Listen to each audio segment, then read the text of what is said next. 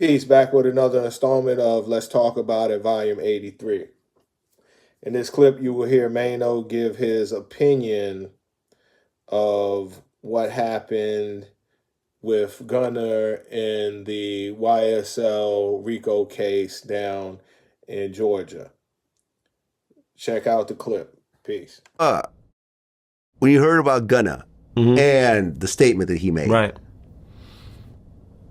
And now people are saying, you know, like different people are saying different things about it.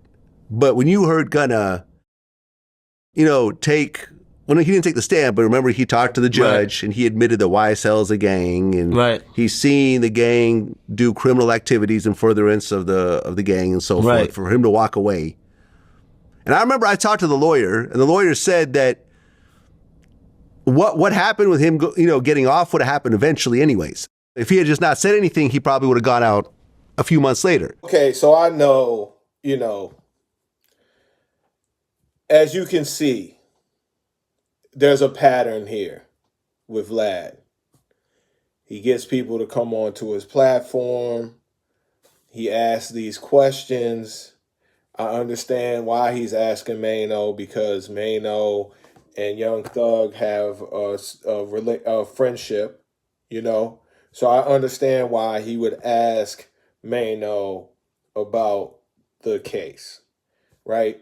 But what's going on here is it's obvious that he's looking for a certain response. He's looking for a performative response. Maino is beyond that right now. He's not with the BS. You know, I'm pretty sure that he still has his moments where he can, you know, because we all do. So, but in this particular case, I feel like he responded well. What happens is this. In these interviews, when Vlad is interviewing these younger artists, they're not going to have the maturity to, you know, just not come flat out and diss Gunna or say these things about their ops and so on and so forth. And then he throws the rock, and then he tries to hide his hand and act like he is not responsible. But you're asking them a question that's going to blatantly cause them to respond in a certain way. Now, I don't know if he was trying to do this with Maino or not, but, you know, Maino answered the question perfectly. He didn't throw any dirt on Gunna's name. He didn't say that he's a rat, so on and so forth, even though I feel like what he did was crazy. What Gunna did was crazy.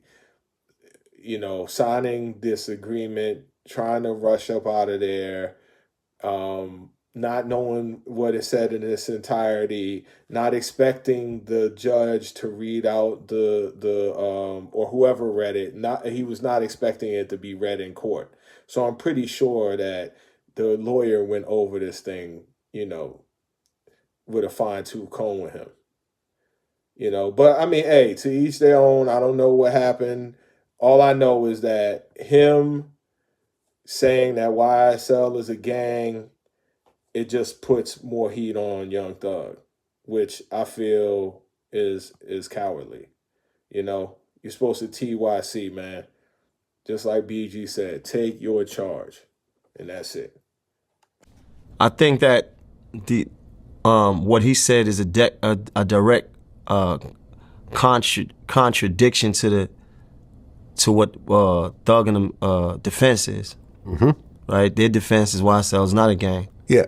Their defense is this is a label. We're not involved in criminal activity. But I kind of think that Gunna didn't understand, though.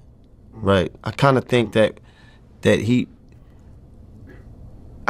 really loved his brother. Like, I think he really, and then I think he was in a situation where they kind of told him, listen, all you got to do is, you know, is just, this is not you ain't got to plea against nobody. I think they went to him and basically made him feel like you're not telling. Yeah. And, you know, he like, all right, whatever, because you remember, like, they read that off in the courtroom. That's probably something that he just signed. Yeah, he probably didn't read it through carefully. Right. It probably was something he just signed.